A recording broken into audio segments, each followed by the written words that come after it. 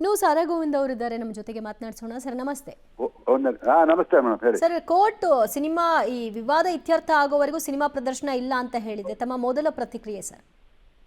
ಕೋರ್ಟ್ನ ಆದೇಶವನ್ನ ನಾನು ಇಡೀ ಕರ್ನಾಟಕದ ಕನ್ನಡಿಗರ ಪರವಾಗಿ ಅವರು ಕೊಟ್ಟಿರುವಂತಹ ತೀರ್ಪನ್ನ ಸ್ವಾಗತ ಮಾಡ್ತಾ ಇದ್ದೀನಿ, ಮೊದಲನೇದಾಗಿ.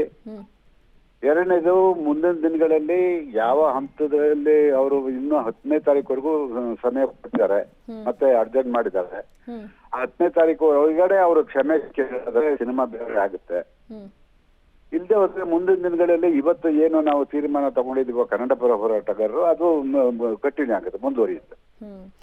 ಈಗ ಫಿಲಂ ಚೇಂಬರ್ ನಲ್ಲಿ ಈ ವಿವಾದವನ್ನ ಇತ್ಯರ್ಥಪಡಿಸಿಕೊಳ್ಬೇಕು ಅಂತ ಕೋರ್ಟ್ ಸೂಚನೆ ಕೊಟ್ಟಿದೆ ಸರ್. ಈಗ ಫಿಲಂ ಚೇಂಬರ್ ಕೋರ್ಟ್ ಸೂಚನೆ ಕೊಟ್ಟ ಮೇಲೆ ಅದನ್ನ ಪಾಲನೆ ಮಾಡೋದು ನಮ್ ಧರ್ಮ. ಅವ್ರು ಬರ್ಲಿ ಫಿಲಂ ಚೇಂಬರ್ಗೆ. ಫಿಲಂ ಚೇಂಬರ್ಗೆ ಬಂದ್ರು ಕೂಡ ನಮ್ಮ ನಿರ್ಧಾರ ಏನಿರುತ್ತೆ ಅಂತ ಹೇಳಿದ್ರೆ, ನಾವು ಇಷ್ಟು ದಿವಸ ಯಾವುದಕ್ಕೋಸ್ಕರ ನಾವು ಹೋರಾಟ ಮಾಡ್ತಿದ್ವೋ ಅದೇ ಅಲ್ಲಿ ಮುಂದುವರಿಯುತ್ತೆ. ಅವ್ರು ಕ್ಷಮೆ ಕೇಳಿದ್ರೆ ಅವಾಗ ಯೋಚನೆ ಮಾಡ್ಬೋದು.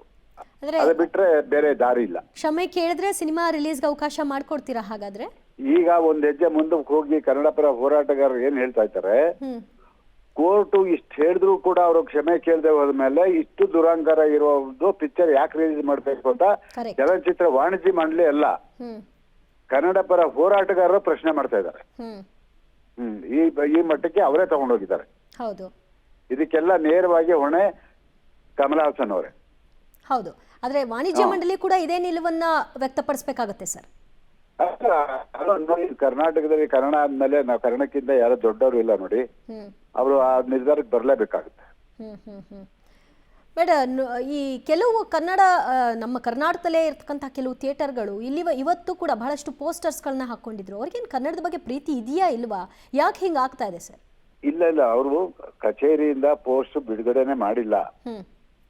ಅವರು ಹಂಚಿಕೆದಾರರು ಅಲ್ಲಿ ಯಾವುದೋ ಬೇರೆ ಪಿಕ್ಚರ್ಗಳು ತಮಿಳು ಪಿಕ್ಚರ್ ನಡೀತಾ ಇತ್ತು. ಗುಡ್ ಬ್ಯಾಡ್ ಅಗ್ಲಿ ಅಂತ ಹೇಳ್ಬಿಟ್ಟು ಒಂದು ಪಿಕ್ಚರ್ ನಡೀತಾ ಇತ್ತು, ಅದನ್ನ ಕಿತ್ತಾಕಿದ್ದಾರೆ. ಓಕೆ ಸರ್, ಧನ್ಯವಾದಗಳು.